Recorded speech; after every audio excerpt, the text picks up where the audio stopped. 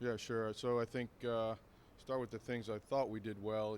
Continue to do some good situational things. Red zone in particular was, at times was good for us. We played some good third down defense again at times.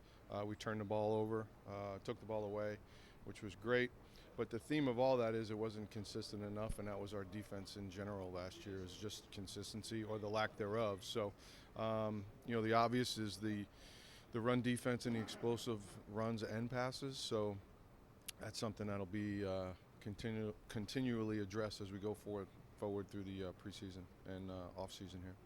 How do you see building the interior defensive line? What's the object there and what's the formula? Well, I just think we keep, it's a position that I think you're always adding youth and strength to that position, whether it comes in free agency or the draft, that stuff will all be played out. But I think it's something that you're always adding to. Young guys on the back end. How do you think that when you went back and looked at it, they have a lot of young people? Yeah, I think they played like young guys, and we all wanted it to be better players, coaches, for sure.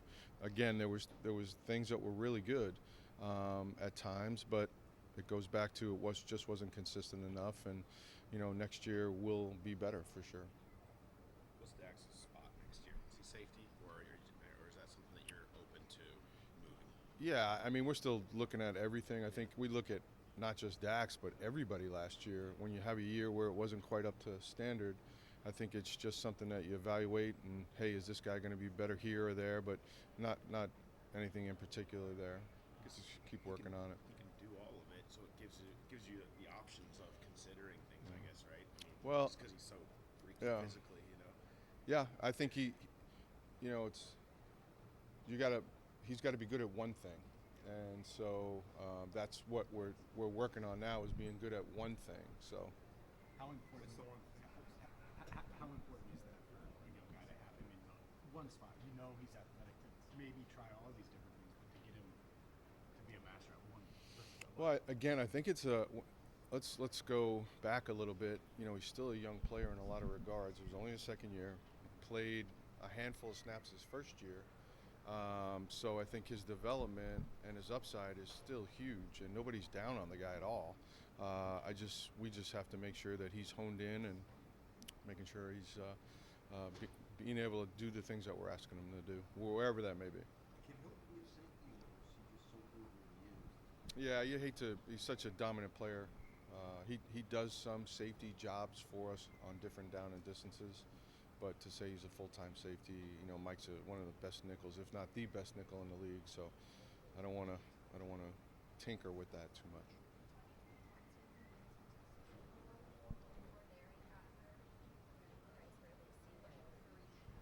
Top interior defensive linemen can do and the difference it can make. Those are typically very expensive positions. Do you feel like in the last couple of years you might have seen the fact that, like, maybe you guys don't just need one or two, but you had DJ and BJ, but you really need that third person to, whether it be to take snaps off BJ or just to generate one? Yeah, I think it's great point. You look at the teams that go far. Obviously, great quarterbacks, but dominant defensive lines are kind of a theme as we look forward. So we've got pieces in place for sure, and as you mentioned, that year was great to have Larry and that rotation of three, and really Josh would come in and he was the fourth and would rotate with those guys. So yeah, the more the merrier. If we added D line, D tackles, I'd be a happy guy. How much do you somebody who's in interior looking at that one with the blue tech who might be in that spot, being able to go upfield and rush the passer and go flats and off, is that kind of a necessary thing? Well, I think it'll just continue to. You go back to 21, like Kelsey just said. I think Larry had seven and a half sacks maybe that year, and Sam had a bunch of sacks. Trey is always going to have a bunch of sacks, but that inside pressure can just force it back to those guys and make it even easier. So, and then in our division in particular, when you have a presence inside, where a lot of those quarterbacks like to scramble, that can maybe make that a little bit tougher for them as well. So we're always looking for that. As far as overall pass rush, do you think Miles Murphy is on the right track to contribute even more? I do. You see strides with the guy. You see his development, not only as a rusher, but also as the year went on, as playing the run game. And so I was happy with where he was at, and hopefully, we'll see not only Miles but Joseph. Joseph's not rehabbing anything this year, and he's in there every day, every day, just working on different things. So I'm anxious to see a healthy Joseph Osai as well.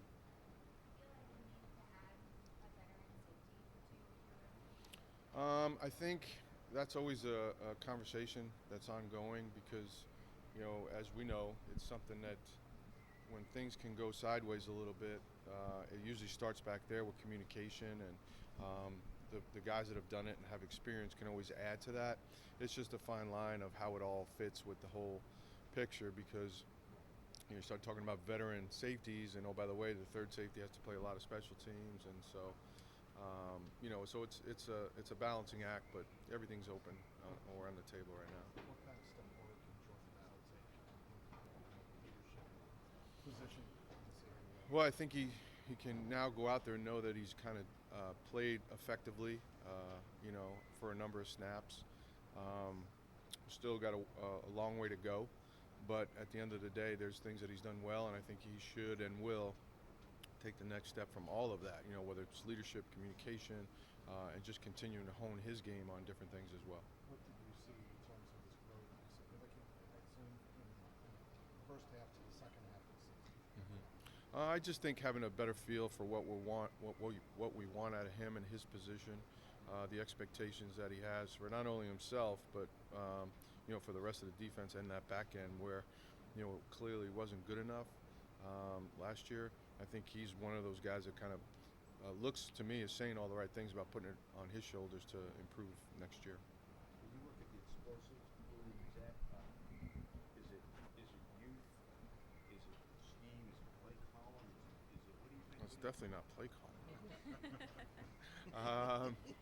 It's a combination. You just on every defense we have and put out there. As I've said to you guys a million times, there's not a defensive scheme that we have that says, all right, leave that guy open, or don't cover that gap. So we're always, got our, T's crossed, I's dotted, all that stuff. So I think when things break down the way they did last year, it was a lot of it was the second half of the play where we kind of just lost who we were covering, had a missed tackle at the point of attack. A lot of our rushing yards, I want to say we faced 30 more runs than we did in 22 and in 3 less games than in 22. So we got more at-bats against the run.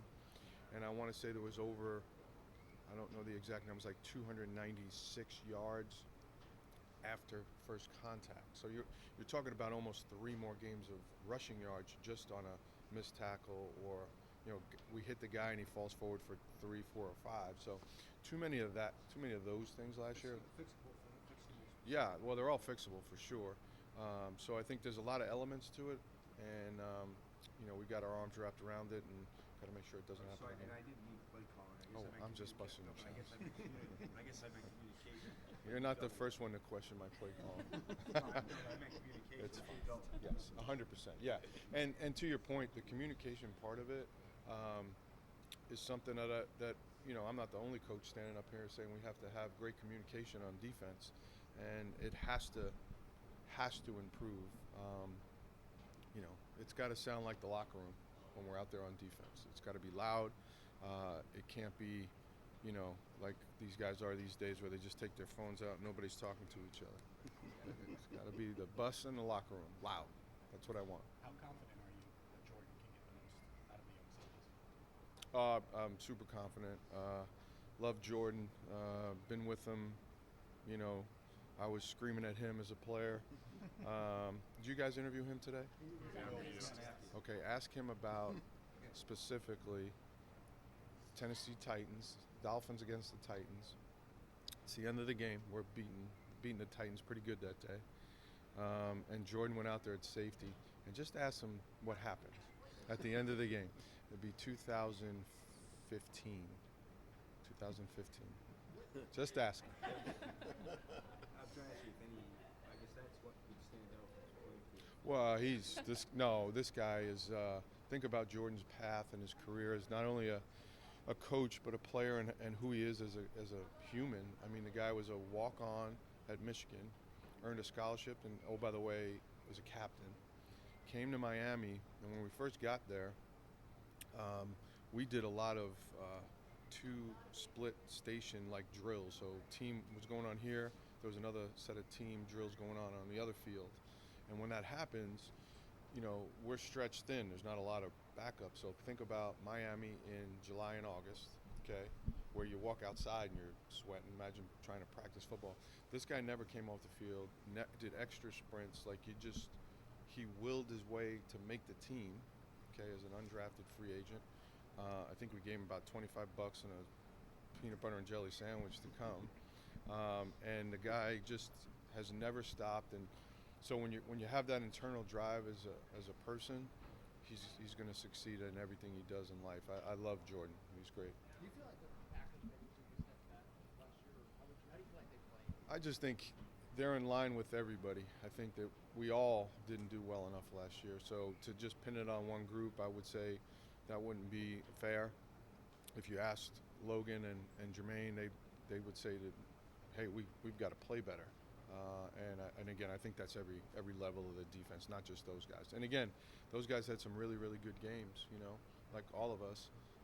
But it wasn't consistent enough. It's been a while since you needed the starting nose tackle. I know DJ's been Well, he's still here, right? Technically. technically. A couple more weeks. But he's scheduled to become a free agent, obviously, as well, since it's been here. Do you feel like that's a position because it's so important in your scheme that you need a veteran rather than a first-round draft pick? Well, I'd rather go, you'd always rather go with, hey, here's what I see. They've done it at this level. DJ is a hard guy to replace.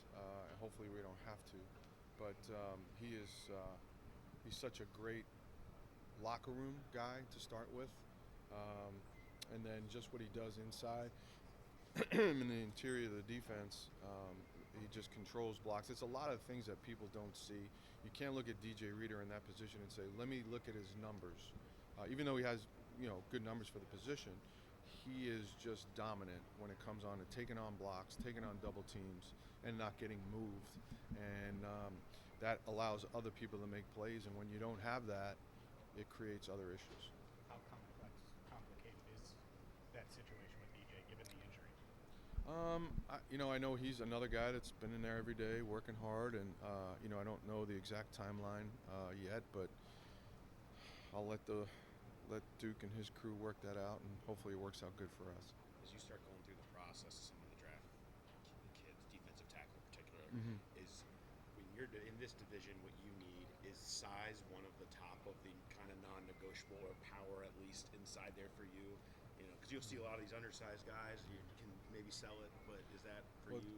That's a good question because, like when I watch the free agents that are in the league now, I hope and pray that they've played against our division, because I'll go right to the Baltimore tape, I'll go right to the Cleveland tape, right to the Pittsburgh tape, because when they're playing those group of teams, it's a little bit different than a lot of the other teams in our league where these guys are roaring off the ball, double teams, big people, and trying to knock you to next week. So if you can't anchor in there, and if you're going to get moved and you're going to try to swim around blocks, that creates again different issues for us on defense. So it's a little bit different in the AFC North. Is there a guy you might be hoping to see, or maybe a young guy you're hoping to see make a big leap next year? I want to say, and not necessarily. I'll put like everybody in the first 3 years of their career in that. So, Jordan, Dax, DJ Turner, Miles. I still put Joseph in there because of his health issues that he's had. So, all those guys in there need to step up and play well next year. Is that basically going to be the determining factor, you think, on how good that defense is going to be next year? Is how well they perform? I mean, I think it's going to be everybody because it always is. But those guys will, if they contribute the way that I know they can, I think we'll be back on the right track. Turner started so fast. Was that just kind of a thing where guys hit the rookie wall a little bit at the end, or just got it just was a long season? I think Mike Hilton hit that one on the nose when he said he didn't hit the rookie wall. I think the rookie wall hit him. Yeah. So I do think that he. So I'm still on Mike's line there, but Yeah. he did have a strong training camp. Came out and started pretty good, but again, I'll use it again. I know it sounds boring, but the consistency wasn't there and needs to be better. Third corner seemed to be, backing up TJ. Mhm. DJ. Yeah. DJ's a starter now, right? Well, I look at the NFL these days as there needs to be 3 starting corners. You have to have 3 at the very minimum. We've done a good job. Chuck's done a good job developing that group. I thought DJ Ivey had to come in for some snaps and unfortunately got hurt. But the first play he's out there, I think it was against Minnesota, and they run a double move on him, and he's like on it like it was, like it was nothing. So I think you need 3 minimum, and you look at as starters, and then you kind of go from there. Do you have 3? I think we do. As a general rule, when you're preparing for some of these elite quarterbacks to face them, Yeah. when they have explosive run games to lean on as well, how hard does it make it to prepare for this? I think anytime a team has the element of a run game, where you've got to now just think of the simplest things you've heard, right? Where all right, we got to outnumber them in the run game to help stop that. Well, then that leaves people one-on-one on the outside, and when you have a Patrick Mahomes or any of the elite quarterbacks that we have to play, Lamar, all those guys, Josh Allen, and so on. But you're going to leave yourself a little bit lighter somewhere, and you just got to try to pick and choose when you do that and what spots. And so it certainly makes it a little more difficult.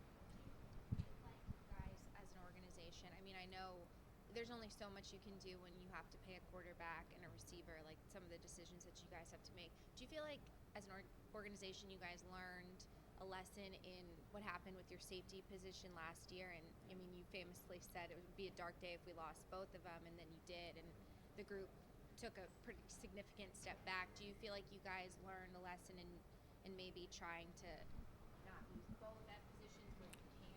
Yeah. I don't, we never really sat down and said that. I just think, it's just, you had a unique group, and those guys worked together so well.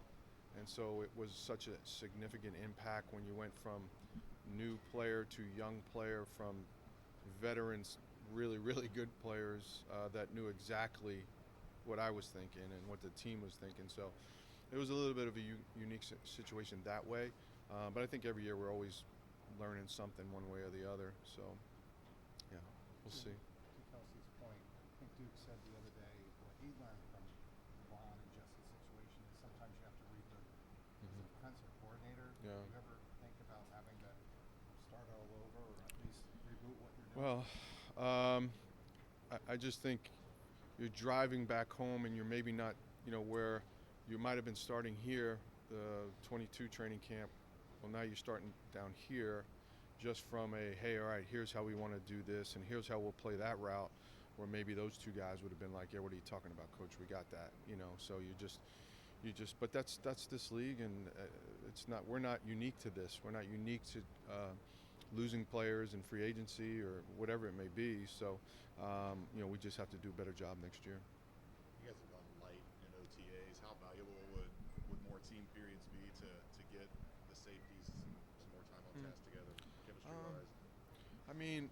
I think the way Zach has done it has been great for our team, just because we've played until February, the previous 2 years, and these guys are all banged up from a long season, and I think that toll that it takes on a team to start right again, what is that, like a month and a half later, whatever, is a lot. So, we'll see. I think it can help. Always more practice reps helps, but I think we've had the exact right approach in the past. We'll get some more. We'll just be better at what we do. It's not about doing more. I think it's just being about better at what we do. And with going back to DJ, it's great as he is on the field, anytime his name comes up, everybody talks about leadership. Yeah. If he does move on, or any of those young guys that you could see being a future defensive captain or kind of in that role of a DJ?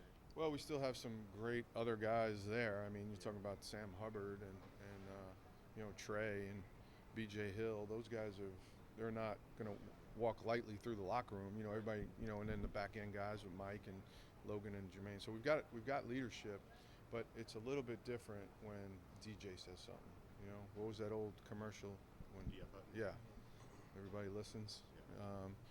And he's been there. He's done it. He's done it at the highest level. He's been one of the best at his position in the league. So let's hope he stays with us. Since Trey doesn't want to do a lot of media, we don't really know about him.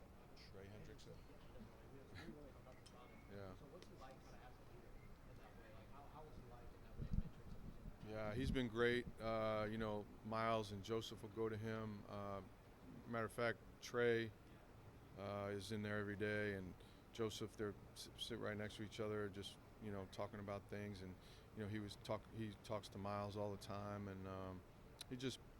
he has his own way about going about his business, and his business is about being the best player he can be, making sure we're the best team we can be, and helping those younger players develop, because he knows that can only help us when him and Sam are getting a rest. These guys that we put out there, he's got to be. So he does so many different things that people don't see, and did I read right that he wasn't a first or second team All-Pro? I was just wondering if anybody that's ever had 17 or 15 plus sacks, I wonder if that's ever happened. Like I said, he doesn't do a lot of media. So Yeah, that's crazy. He's a great player. he is. Tough division. Yeah, Yeah, it is. You actually look at his advanced numbers. He was actually you can make the argument he was probably one of the top three. Yeah. It's like every game he's going to impact the game somehow, some way, and it's like all those great rushers where it could be a holding call, could be a false start that he causes. The way the protection's going to go, which frees up some other things for other people. So when you get guys like that, it really affects the opposing team. On the other side, you've sung Sam's praises often. Yeah. But why is he such a good fit for what you like to do? He's obviously been just what you felt like you needed. Yeah, I just think he can do so many different things. I think you'll see a healthy, re-energized, not that he ever lost his energy, but rejuvenated Sam Hubbard. He's a true warrior, old school, all those terms that you want to throw out there, basically playing on one leg last year. So, and he never wanted to come off the field. And he'll be back with a vengeance this year like we all will be.